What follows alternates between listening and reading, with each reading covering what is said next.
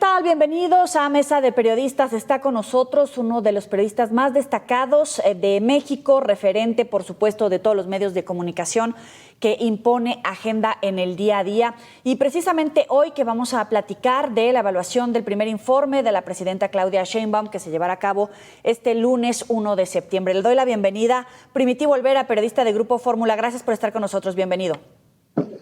¿Cómo te va, Joali? Siempre es un gusto y un honor estar contigo. Hombre, gracias por la distinción. Hay mucho interés, evidentemente, de los mexicanos en México, pero también de los mexicanos que están en el exterior por conocer cuáles son los puntos clave de los avances que vaya a presentar o que ha estado mencionando la presidenta en estos spots, en estas mañaneras, todos los días. Y, por supuesto, los retos a 5 años de terminar su gobierno.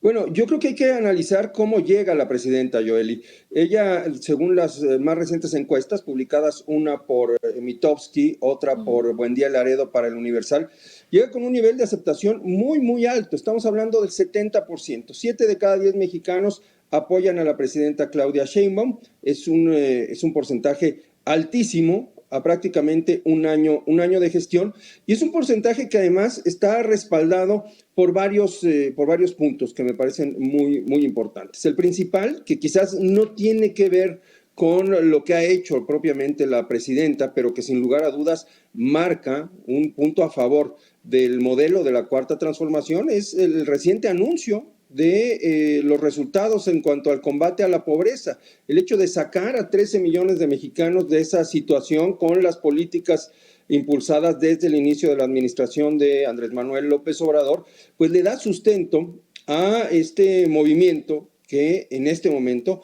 encabeza la presidenta Claudia Sheinbaum. Ese me parece que es el punto fundamental que puede presumir la presidenta, si bien, insisto, no es un logro de su administración, sí es algo que pone sobre la mesa el resultado de una política pública que fue muy cuestionada y que tiene que ver, por supuesto, con este incremento a los salarios mínimos que en su momento señalaban podría generar inflación, podría ser un golpe para para el crecimiento y para las finanzas, sobre todo del sector empresarial.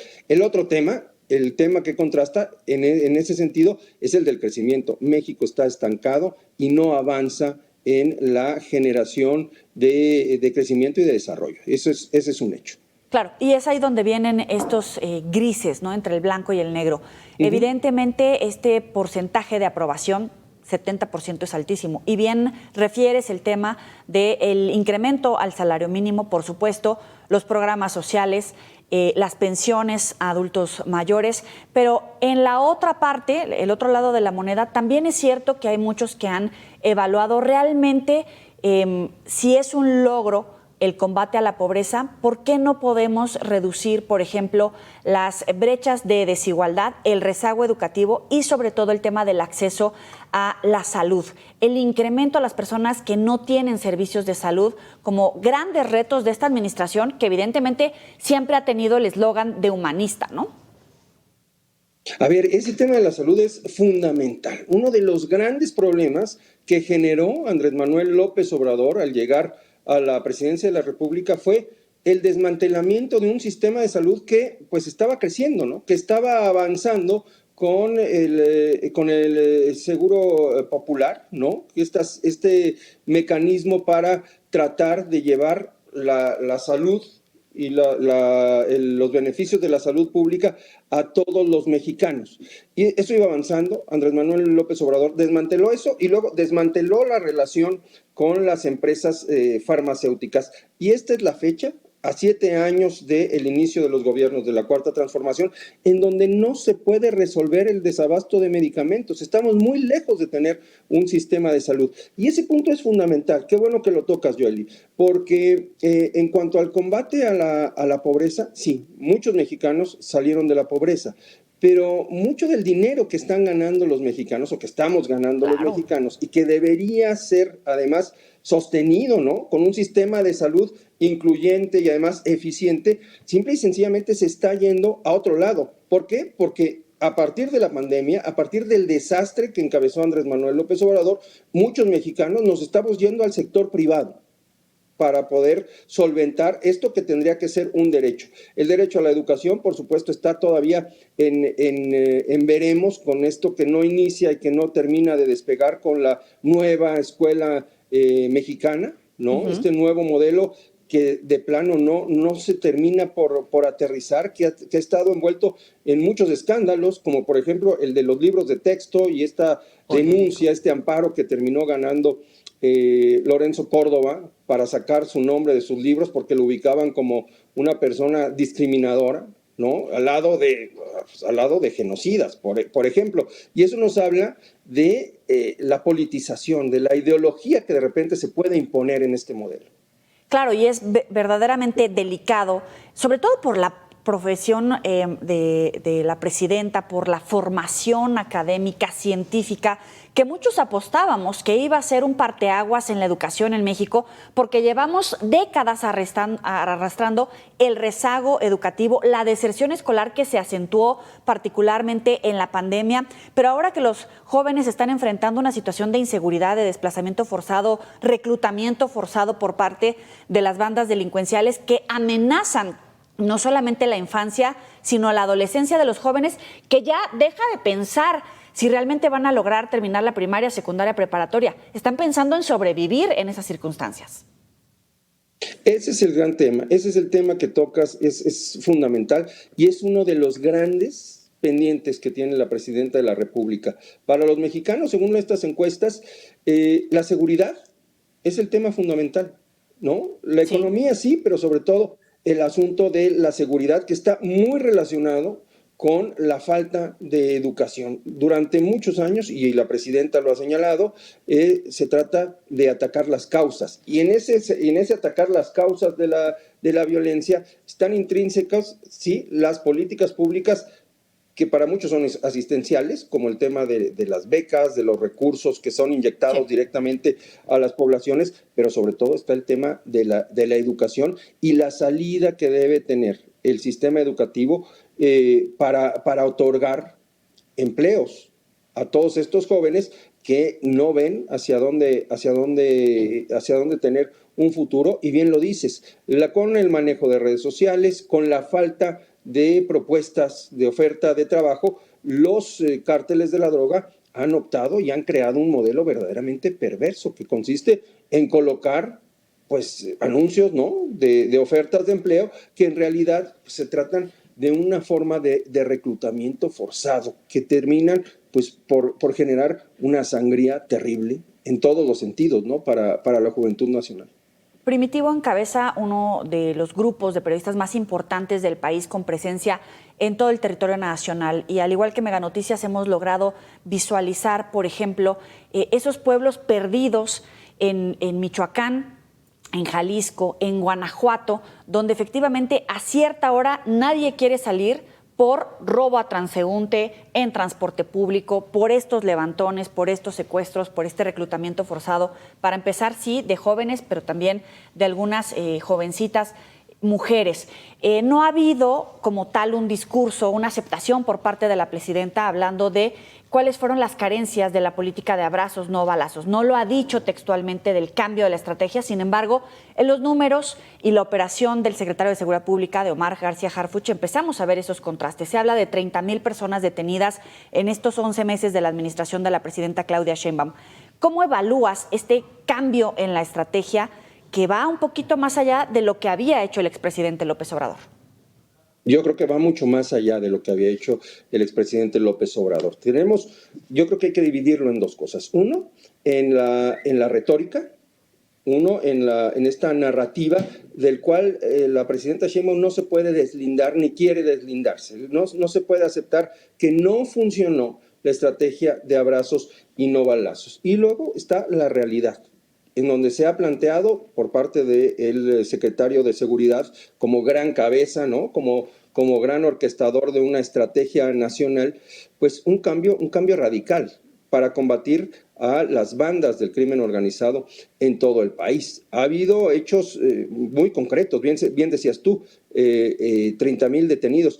Aquí también, Joely, hay que tomar en cuenta que esta estrategia que ha planteado, este cambio, este giro de la presidenta de la República, tiene que ver con dos cosas. Una visión de lo que no funcionaba y la presión de Estados Unidos. También tenemos que ser Totalmente. muy claros. Lo que ocurrió a raíz de la extracción del Mayo Zambada hace ya pues, más de un año, el 25 de julio del año pasado, y el inicio de la guerra narca el 9 de septiembre del año anterior. Estamos hablando de un año prácticamente de hostilidades entre las dos fracciones del cártel de Sinaloa, más la llegada de Donald Trump al poder con este énfasis en combatir el fentanilo y mezclar todas estas vertientes, ¿no? De los aranceles, el combate a las drogas, el tema de la migración, ha obligado de alguna manera a el gobierno federal, encabezado por Claudia Sheinbaum, a combatir realmente a las bandas del crimen organizado. Pero al grado de Ese decir es un que hecho, en y eso es realidad la fundamental. política de seguridad en México la está dictando el presidente Donald Trump, porque es cierto, es a partir particularmente de ese momento que todo empieza a cambiar. Está presionando el presidente Donald Trump y tan está presionando el presidente de los Estados Unidos que tenemos el envío de 55 grandes capos, ¿no? De la droga a la Unión Americana, 29 en el mes de febrero y 26 apenas hace unas cuantas semanas. Estamos hablando de procesos que no tienen necesariamente que ver con la extradición. Y ahí se ve en los hechos cuál es la relación entre México y Estados Unidos y de qué tamaño es la presión que ejerce el gobierno de Donald Trump para que México ceda y realmente no solamente combata de frente a los cárteles de la droga, a los grupos criminales, sino que los entregue. ¿En dónde se está haciendo justicia? En Estados Unidos. ¿Ante quién están cantando? ¿En dónde son juzgados los narcos mexicanos?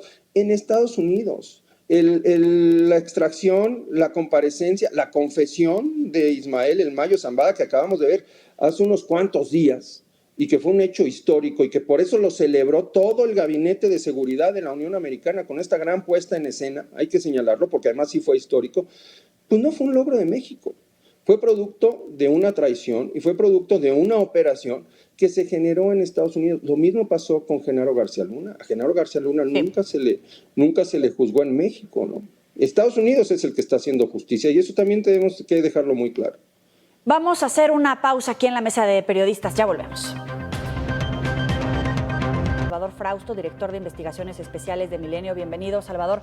Primitivo hacía una evaluación del primer informe que va a rendir la presidenta Claudia Sheinbaum, destacando el 70% de aprobación de la presidenta, el combate a la pobreza, con algunos apuntes que en unos momentos te comparto, por supuesto el ajuste en la política de seguridad y poníamos sobre la mesa la relación con el presidente Donald Trump. Primero quisiera conocer tu evaluación, Salvador, del primer año de gobierno de la presidenta Sheinbaum. Sí, sin duda, Joely. Hola, Primitivo. Un gusto saludarlos a los dos. Es un año marcado por el sello de Trump, es decir, ha sido un año muy difícil en el que la presidenta Sheinbaum ha invertido gran parte de su tiempo a mantener lo mejor posible las relaciones, a aguantar de la mejor manera, con aplomo y con firmeza, pero también con mucha diplomacia, las presiones de Donald Trump. Yo veo que llega la presidenta muy fortalecida a su primer informe. Si vemos ese 70% de aprobación, vemos que por lo menos el 10% de la gente que no votó por ella ahora la ve con buenos ojos, la apoya, es decir, ella gana con el 60% de los votos y ahora tiene más del 70% de la aprobación. Vemos también indicadores muy interesantes, pues salió mucha gente de la pobreza, más de 13 millones de mexicanos salieron de la pobreza en el sexenio de López Obrador, y eso deja un terreno interesante para como legado de los gobiernos de la 4T. Tenemos cifra récord de registrados ante el IMSS, por ejemplo, hace unos meses, una disminución de 25% en los homicidios dolosos. Me parece que el funcionamiento es interesante, pero con algunos retos importantísimos. Por ejemplo, el crecimiento económico. Es prácticamente cero el crecimiento económico. Tendríamos que a pesar de que también, por ejemplo, la inversión extranjera directa ha roto récords, la economía no se mueve, está estancada. Habría que generar una dinámica para que puedan ser sostenidos los empleos, para que puedan ser sostenidos los niveles de pobreza. Y bueno, pues me parece que el principal reto para el segundo año será vigorizar la economía del país como una tarea muy importante, y solo agregaría también el terreno de la salud está herido, es un pendiente claro. desde el sexenio pasado. Entonces, por ahí van los principales retos, en mi opinión, Joel. Retomando, Salvador, dentro de estos retos, además, en septiembre ya arranca este debate, la negociación, revisión del tratado comercial con Estados Unidos y con Canadá, evidentemente, precisamente previo a la revisión. Que todo lo económico sí o sí tiene que cruzar también por esa revisión y los acuerdos que alcancen, que pasa por seguridad, por migración, evidentemente, con la presión del presidente Donald Trump. En este sentido, ¿cuáles son las claves para esa negociación por parte de México, Salvador? Me parece que hay que tratar de llegar con la mayor firmeza posible, con los indicadores más sólidos. Y bueno, hay algunos registros interesantes en cuanto a disminución de los delitos, de prácticamente todos los delitos de alto impacto. Se ha reducido menos la extorsión. La extorsión está imparable. Sí. Habrá que llegar a sentarnos en la mesa de seguridad con la mayor cantidad de cifras sólidas, con la captura de importantes narcotraficantes, decomisos importantes. Es decir, va México por el camino correcto. La estrategia de Harfuch me parece que va en un camino virtuoso. En ese terreno, ahí así nos tenemos que sentar. Ahora, la presión de que tengan al Mayo Zambada. El Mayo Zambada es una joya de presión para los Estados Unidos y varios de esos otros narcotraficantes, porque están en las mesas con esas insinuaciones de que ir a hablar el Mayo Zambada, que narco político irá a embarrar. Yo tengo mis reservas de qué tanto vaya a hablar, pero es una fuente de presión. De presión, Para la claro. mesa de migración, pero es una gran presión, para la mesa de migración hay que llegar también con una disminución en el flujo migratorio. También vamos por buen camino en los acuerdos de cooperación, y en la mesa económica, pues bueno, hay que sentarse en una negociación por tres bandas, ¿no? Es decir, van a venir más presiones de aranceles, de este tipo de cosas. Entonces, Sí. ahí hay que perder lo menos posible si uno habla de realpolitik, perder lo menos posible. Clave. Primitivo, pone sobre la mesa el tema, Salvador, en el sentido de que evidentemente pues hay un as bajo la manga sobre si el Mayo va a cantar, qué más va a decir el Chapo, qué va a decir Ovidio, evidentemente los que están buscando. Y son temas que seguramente tienen su efecto, no solamente por la presión que puede hacer Trump a la presidenta por el TEMEC, sino también por el margen de gobernabilidad de cuotas en territorio mexicano. ¿Cómo se va a mover ese factor a la hora de negociar el TEMEC, pero también con los efectos al interior del país y la gobernabilidad que pueda garantizar la presidenta? Es un elemento de presión, y bien lo dices, no solamente se trata del Mayo Zambada, se trata de los Chapitos y este acuerdo que ha terminado, pues dicen en Estados Unidos, por decapitar al cártel de Sinaloa, aunque el cártel de Sinaloa no está muerto ni va a morir. A mí me parece que lo que pueda decir, o lo que ya dijo el Mayo Zambada y los demás narcos que están en Estados Unidos, puede tener un efecto importante en el terreno de la negociación. Yo no sé si vamos a ver realmente una acusación seria o una operación del gobierno de Estados Unidos para venir por algunos de los llamados narcopolíticos. Me parece que eso no sé, no hay la certeza de que ocurra. Ni siquiera sé si va a ocurrir. Me parece que puede ser algo incluso remoto, pero está sobre la mesa como un elemento de negociación y como un elemento de presión que finalmente va a utilizar y va a seguir utilizando Donald Trump. Yo no sería tan optimista, o yo no tendría en la mira una entrega de algún, insisto, algún llamado narcopolítico. Salvador, Tú también dices, no creo que vaya tanto por ahí. La presidenta decía, pues si realmente hay nombres, pues tienen que denunciar, tienen que probarlo, etcétera. Me parece que para el gobierno de Estados Unidos lo más importante es utilizar eh, ese silencio, esa no la información que no dan de lo que cantó o va a cantar el Mayo como presión. Es decir, no les es tan importante venir, si han detectado algún narcopolítico, ese no es su prioridad. Trump no tiene, no es un ángel de la guarda que quiera realmente ayudar a que se disminuya la violencia en México. Lo que quiere es sacar ventaja en las mesas de migración y en la mesa económica, sobre todo. Así que la mesa de seguridad, pues le interesa que algunos temas concretos de paso de fentanilo hacia los Estados Unidos, etcétera, pero también veo remota, igual que Primitivo, que utilicen esas herramientas al extremo, porque como arma de negociación, esos narcopolíticos sirven, o esa amenaza de una intervención para entrar por un capo de la droga, sirven para que México ceda en la mesa de los aranceles, en la mesa de migración, en la mesa de seguridad. Entonces, habrá que llegar con fuerza, con firmeza, pero también con mucha mano izquierda negociadora frente a estas bestias que tiene Donald Trump negociando con México. ¿Hacia dónde se perfila México, el Estado mexicano, sus instituciones a partir del segundo año de gobierno de la presidenta Sheinbaum? Evidentemente con el cambio en el Poder Judicial, los nuevos integrantes de la Suprema Corte, las pugnas internas dentro del partido Morena en el legislativo, la reforma electoral y también la firma del gobierno de la presidenta. Primitivo.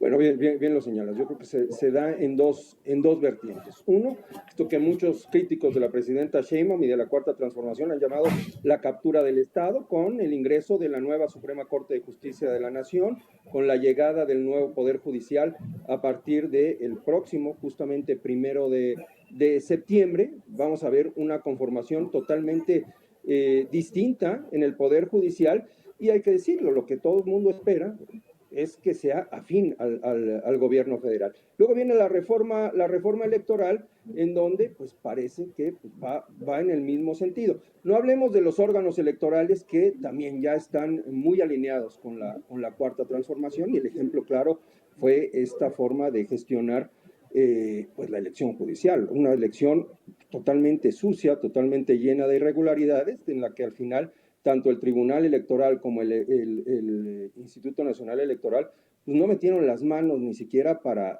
dar una amonestación, ¿no? Eso queda muy claro, y ese es un punto fundamental. El otro lado que tú bien señalas es qué va a pasar al interior de Morena. 2026 va a ser muy importante porque se tienen que definir el reparto de posiciones de cara a la elección intermedia del 2027. Y ya estamos viendo quiénes están siendo objeto de críticas muy bien ganadas, muchos de ellos, y cómo se están perfilando las cosas, ¿no? Los escándalos recientemente difundidos, el que está atravesando Gerardo Fernández Noroña es uno de ellos, ¿no? Pero lo que pasó con Andrés Manuel López Beltrán, lo que ha ocurrido con ese gran pendiente, con ese gran elefante en la sala que se llama Adán Augusto López, son parte de esta lucha de poder que terminará por dirimirse a lo largo de los próximos meses, y en donde es muy importante, ya lo hemos comentado aquí, Joely, la presidenta de la República